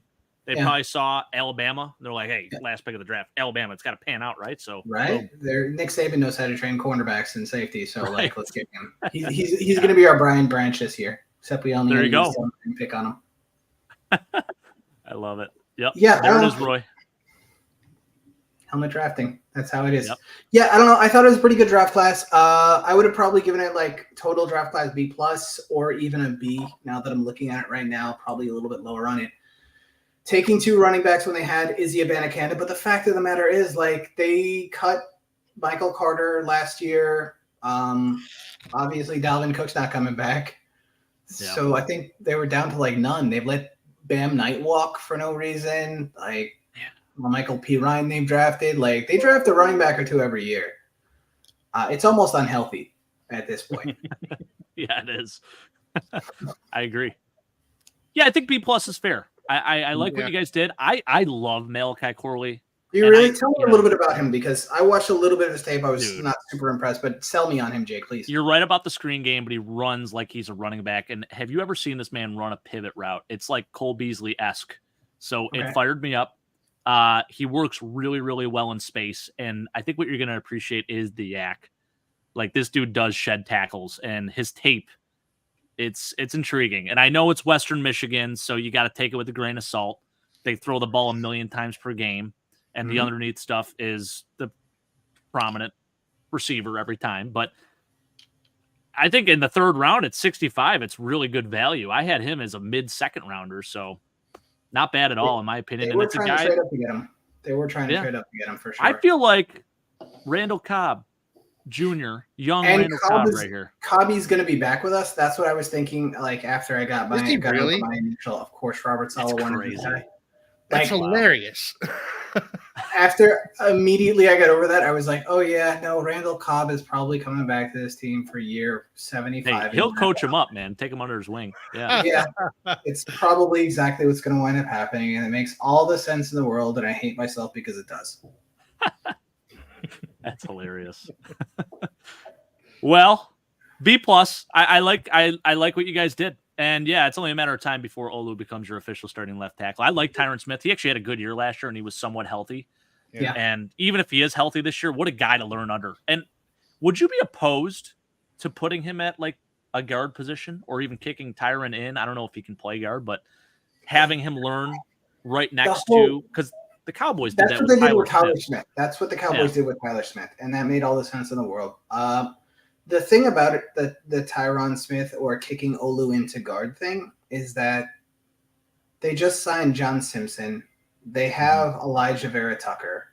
True. They have Joe Tittman, who's going to start at center, but like, make no mistake, if Elijah Vera Tucker isn't ready to go, he's going to be playing right guard. Mm-hmm. You signed Morgan Moses to play right tackle. So, like, if you're doing that, you're either not playing John Simpson or you're playing Olu at right guard, so he's not even at like left guard. Right. Not like that. Yeah. So not about that. It's going to be a little bit strange. Plus, the biggest thing with Olu was the fact that like he wasn't necessarily good at like taking the correct angle in run blocking, and like that's not necessarily what you want as like you're pulling guard. Yeah. Yeah. And I will say, I don't think it's beneficial to start him at right and then try to kick him over to left. Like that's really hard to do in general. And the Titans, in a single season, yeah, and the Titans are going to try to do that with J.C. Latham because he's primarily a right tackle, from my understanding, and they're going to make him their starting left tackle. So it's wild. That's what I've been hearing. They're saying Skoronski's going to play, and then he's going to be the right, and then left is going to be. Wait, Skoronski's going to be a tackle this year? Or maybe no. Who am I thinking of? The other kid, not Peter Skoronski. They have someone there already at right tackle, but nonetheless, J.C. Latham's going to switch over to left. He came over from the Ravens a couple years ago. Yeah, I can't think of it right now. I can't think of it either. Yeah, Skoronski's a guard. I got to look this up. It's going to kill me. Dylan Raduns. He was their second round pick. That guy. Yeah. Yes. Skoronski's their left guard. Yeah. Yep. So it's interesting. Roy asks, don't y'all still have Breece Hall? Did I miss something? We do have Breece Hall. The only issue is that we have Izzy Abanikanda behind him, who the offensive coordinator went out of his way to not play last year's. That's interesting. Like the 4th or 5th round, one of the most explosive backs in last year's class. Why? Just thought, hey, let's Michael Carter. He's 5'6", runs a 4.6 40. Let's go ahead and give him some carries. Dalvin Cook probably has like a 4.9 40 these days. Let's go ahead and give him some carries. And let's say it's because of pass protection. That's great. Oh man. Well, Breece Hall bound to have a big year. Keith, you got to take off, brother. I do. It's 9. So I'll see you guys next week. Indeed. Have a lovely night. Man. You too. Take care, man. Hey, fins up. All right. Last but not least, this is I want to preface this first off. You guys are going to see nothing but A's for these grades. We did not grade these. This is all from Chris. Chris is not here tonight with us, but non-objective Chris. Yeah. Chris thinks the Pats just had the greatest draft of all time. They got the second coming of Tom Brady, even though he's a modern day Phillip Rivers and Drake May. And, he still needs an offensive line in front of him. I get you drafted Caden Wallace there and Layden Robinson, but what a horrible pick that was, Caden Wallace. I mean, what do we talk about? A project guy. Here? Yeah. Like, the Patriots draft off of their own board. It takes nothing into account for the rest of the world. You're absolutely right. Yes. Jalen Polk's a 3rd round wide receiver. What are we doing? I like Jalen Polk. I think it's a little early, but I like him as a prospect. Yeah, but a little bit early. 37 though, that's a little. Yeah. Now Javon Baker in round 4 at 110. That's a good value pick in my opinion. I will never get into the cult of Javon Baker. Yeah, you're not going to get me joined. Dude, But they have Kendrick Bourne. They have receivers that are kind of like Taquan Gordon. Yeah. He's Javon Baker, but runs a 4.29 40. No, not wrong there, maybe. I think better route running for Javon Baker, but that's fair. Similar kind of in size. He's similar in size, and the stuff that was on the Baylor tape, he was so shifty for 6'3". He did have no problem going up for the ball. Was an absolutely fantastic blocker. That's the thing. The Jalen Polk, Tyquan Thornton, Kendrick Bourne, those are guys that are at least a little bit gritty. Right. So, you can see the running, but the offensive line picks are so freaking wonky to me. Yeah, I don't get that. Caden Wallace? If you told me he went in the 6th round, I wouldn't be shocked. It sounds like they're going to start him at left tackle. How about everything I've been reading? I mean, they don't really have anyone there. No. So I guess, but yeesh. You're better off signing. Hopefully they start off with Jacoby Brissett. Give the offensive line 6 or 8 games to sort of gel, hopefully, and then stick in the rookie. Let the vet take the hits. Let him set the protections. So jealous they got Jalen Polk. Why? I like that kid a lot too, Weston. He is a very good blocker. He's a great blocker. He's the best blocker in the class. So I do love that. And yes, he's gritty. He does all the things you love to see. He put up numbers at Washington. He did. I think he's a good route runner. good hands. He's got what you need. 37 Didn't might be a Washington little have high. 3 1,000 yard receivers last year? Yep, McMillan, Polk, and Adunzi. Yep. Yeah, and that other one, Adenze. That other one. Yeah, just the 9th overall pick. That guy. Crazy. Now, all right, so realistically, let's go through each of these players. Guys, again, who may have just joined into the show here, you're going to see A's across the board here for the New England Patriots. We did not grade this. This is our guy, Chris, who is not going to even be able to explain himself on this, hopefully in the comments, but giving everyone an A+ or an A. Yeah. Drake May, what do you give? I think we can give an A+ there, right? Like, I think he's the best quarterback prospect in the draft. They avoided taking Caleb Williams or Jaden Daniels. No disrespect to them, but Drake May's better. Yeah. It might not be a better situation. Maybe it is. I don't know. Probably not. Not with an offensive line like that. No. I think it's a horrible situation. I don't know. Yeah. Let me take it horrible. The fact that they invested so heavily in offense leads me to believe at least they recognize like what they did to Mac Jones. Maybe there's some reflection. But it's not. They should let Jacoby Brissett play for the first 9 or 10 games at least, so that he gets used to watching a veteran set protections, watching the veteran take his lumps, get the ball out quickly, play on schedule. If he's taking hits like Zach Wilson day one, we got ruin his career. Yeah, absolutely. Jalen Polk, I put a B on that, if I'm going to be honest with you. I'll give that a B. Yeah, I'm with you on that. I think it's a good pick. I think it's a little early, but a good pick. And if that's their guy, like you said, they just follow their own board. So maybe that was just their guy, and it's like, hey, we're taking him regardless. Doesn't matter what pick it is. But they did. I think they traded. They traded back from 34 to 37. I want to say. They would have had to, yeah. Yeah, and see, I felt like you could have gotten a really good tackle in the second. They could have gotten a Patrick Paul. Patrick Paul and Blake Fisher both on the board. Blake Fisher. Yeah. Both of them were on the board at that point. Blake Fisher's even, a day one starter, in my opinion. Even the kid from BYU that Weston took. Kingsley Suamataya. Yes. Kingsley. He would have been a better pick. Kid out of Yale. Tyron. Can't pronounce his last name either. I know, yeah. I didn't watch a ton of tape on him, but yeah, I saw him. I mean, I don't like it. Yeah. He's going to be a guard. Definitely. Caden Wallace in the third. C? No, that ain't it, man. That ain't maybe a C+.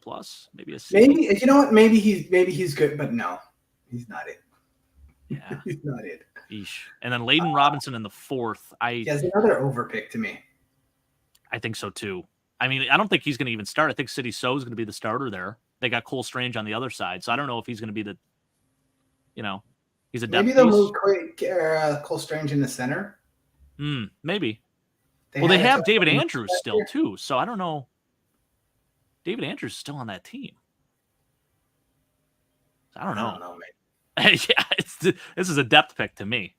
Yeah. In round 4. All right, I guess. Fine. Give it a B-, maybe a C. I'll give it a C+. I can't give it a B-. C+, fair. Javon Baker. Now I'm with you on the A here. Or I'm with Chris on the A here. I know you are not. I want you to explain why you're not. Okay.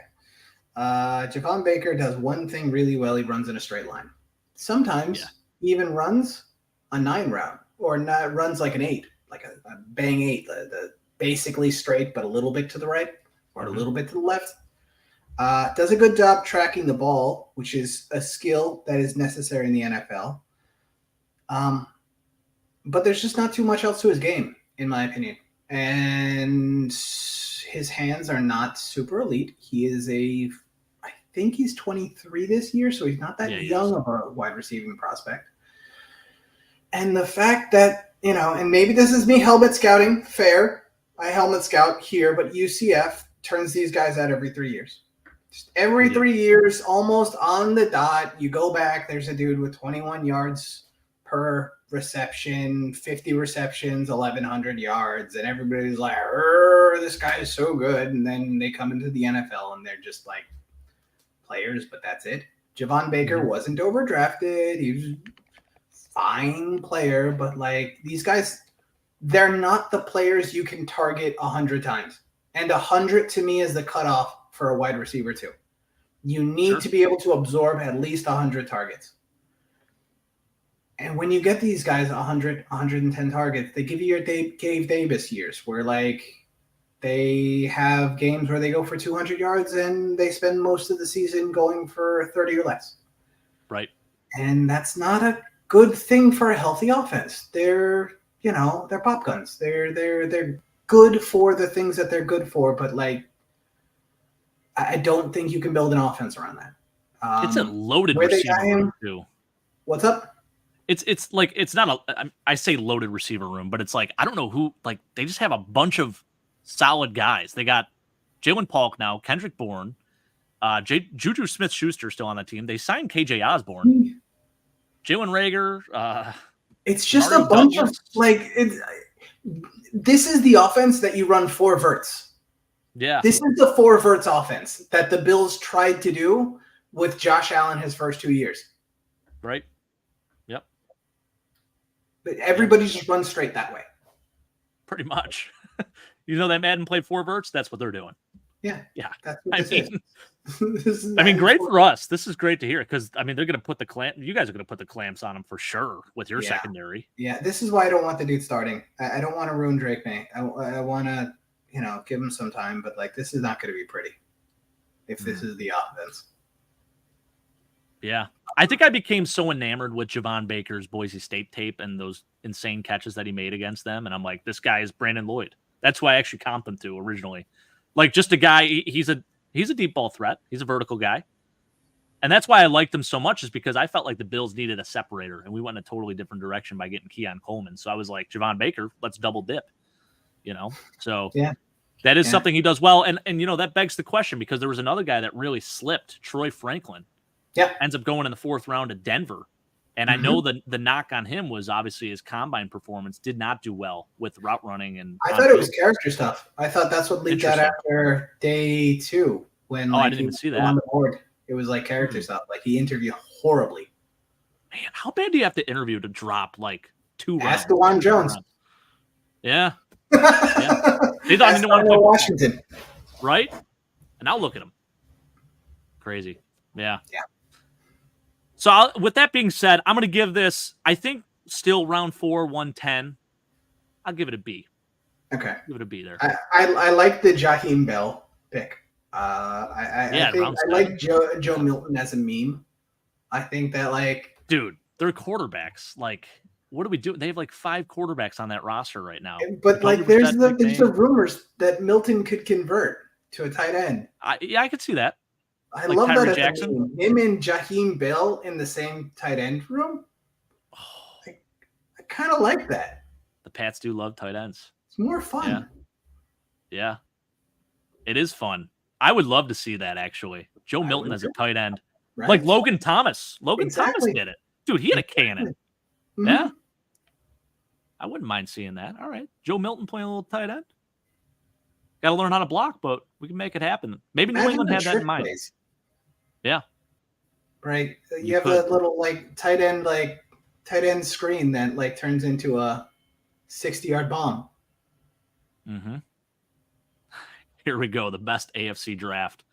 Weston, I'm as jealous of Jalen Polk going to the Patriots as Jake is jealous of the Carolina Panthers with Leggett. Wow. He has been, that was his crush. He has been talking about Jalen Polk for quite some time.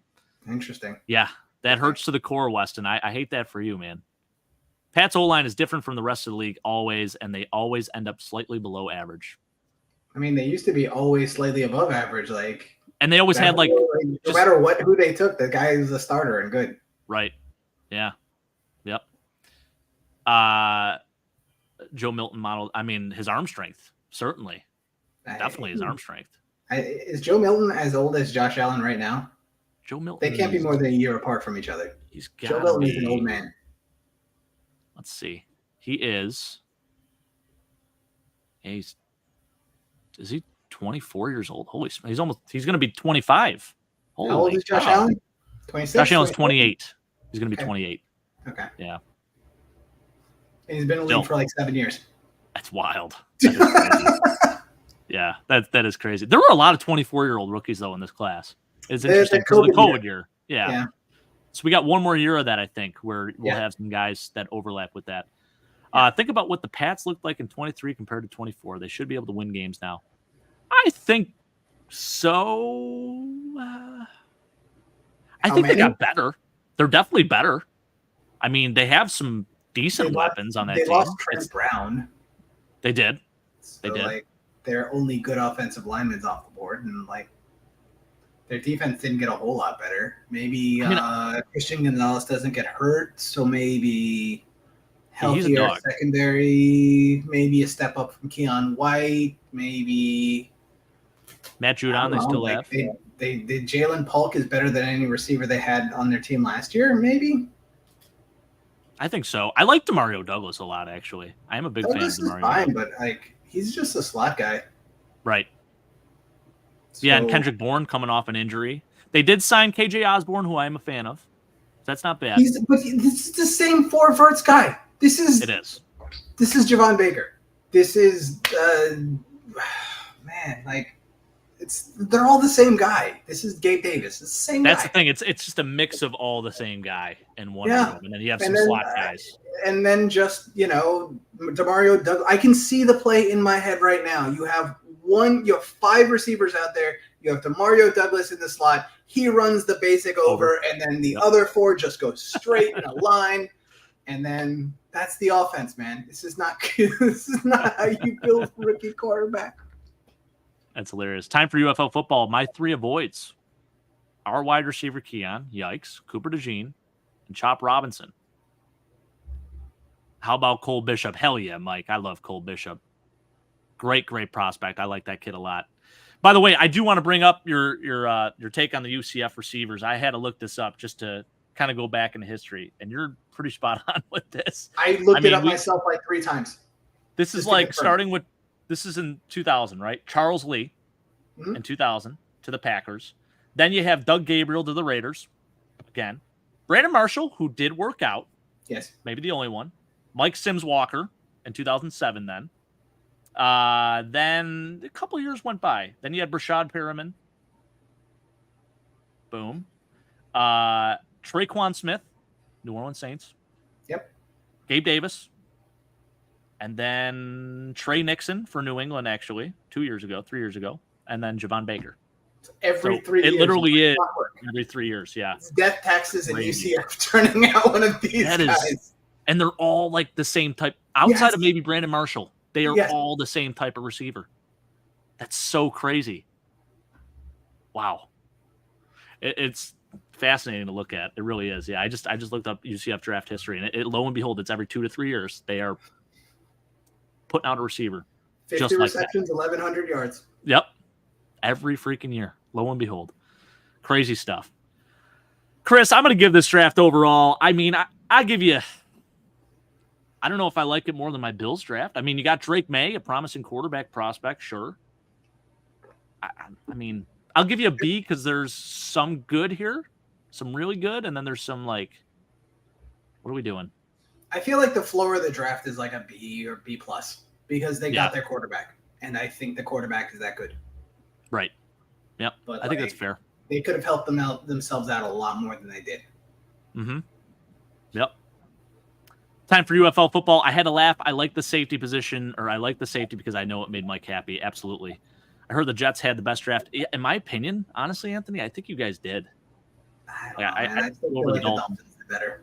I think the Dolphins, if you're looking at it just from the outside, best player available, they did. But based on like where they're gonna play and if they're just projects, I don't know. I think you guys have a much better draft. Like I think Olu is your starting left tackle. Like Malachi Corley, he's going to catch 50, 60 passes. He's going to be like Randall Cobb when he was younger. Like, that's an awesome thing. He was really good. Randall Cobb was really good. Yeah. He was really good. 1,400-yard receiver, Randall Absolutely. Cobb. Yeah, or maybe it was 1,200. It was over 1,000. Yeah. Yeah. So I'm going to give it to the Jets. I'm going to tip my cap to you guys. You did a really nice job. I appreciate that. The Bills, I like what we did in the later rounds better than what we did earlier. I wasn't huge on Keon, and my reasoning for not being huge on Keon for you guys is that it just feels like you're getting away from. Like, we talked about this a couple of months ago, like what Josh Allen does best: hitting those guys that just get open. And Keon Coleman is not that guy. He's not that guy, right? Like, it just seems like somebody liked the theory of what Josh Allen is versus what Josh Allen is. The theory is he's a big arm quarterback that you just give him somebody to chuck it on up to. In practice, he's the quarterback that hits the guys in stride that are open. He's not just a big arm cannon guy. He's an extremely accurate quarterback in the short and intermediate game that can hit the deep ball as well as anybody. So why do you draft away from that? It's a great question, man. It's a great question. But again, he's so damn likable, so it's hard to. I had him at a C+. I actually bumped him just because I loved his press conference. It got me that fired up, man. So I'm optimistic, and I will say there's something that is really good about Keon Coleman. Basketball background, knows how to box out, and on top of that, he's always had a mobile quarterback, so he knows scramble drill better than anyone else. And Josh Allen, he likes to roll to the right, and he improvises. So Keon Coleman, I've seen. You guys have so many targets to make up, though, by losing Steph Diggs and Gabe Davis, who I don't really care about. But by losing your top two targets, you needed somebody that could, like, I mean, you come to sort of to Michael Pittman, but even in college, Michael Pittman was eating like 100-plus targets. True. Yeah. Keon Coleman's 50 reception type guy, even in an offense that's 11 trying cuts. to be explosive. Like, does he have the pedigree to eat 120, 130, 150 targets? I don't know. I'm not so certain about that. I have a feeling it's going to be the Dalton Kincaid show. Like, he's going to be the most targeted player on this team this year. Like, it's going to run through him. We'll see. We'll see. Caught 73 last year. Set all the rookie tight end records. I mean, he did good. Yeah, he did catch a lot of balls for you guys, but, like, Steph was banged up a little bit last year, especially towards the end of the season. Gabe Davis was never a target hound, and Dawson Knox wasn't in for most of Kincaid's breakout. Like, that's true. I remember going back and looking at last season and seeing that when Dawson Knox and Kincaid were in the same games, played like the whole game together, they had the same number of targets as Kincaid would get when he was by himself. Which tells me that you were splitting up the targets that they were both getting anyway.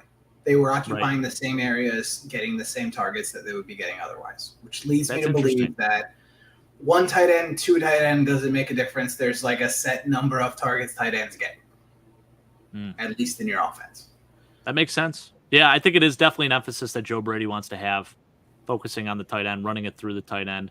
Yeah. Curious to see how much even like 13 personnel we run, because we have good receiving tight ends, man. I mean, Morris too. He's another guy. Like he's not bad. So it'll be interesting to see how the Bills utilize all those guys. But boy, what are we at here?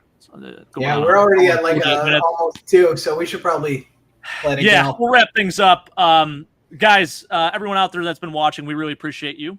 As always, we do go live on Tuesday nights. We are going to be switching though from 8 o'clock to 7:30 because Keith does have to work at 9, and because I got a little one and I like to get her to bed. She's been going to bed at like 9 o'clock lately, so might just catch the tail end of bedtime. We'll see. But from now on, it will be at 7:30 as we move forward here. But again, thank you all for watching. We appreciate you guys out there. Make sure to hit that like button and feel free to subscribe if you're not subscribed to the channel. We will be live again next Tuesday with some more, a new topic with some more info and some fun stuff for you guys. So, as always, thank you, Anthony. Sit up. Go Bills. You guys have a great night and take care.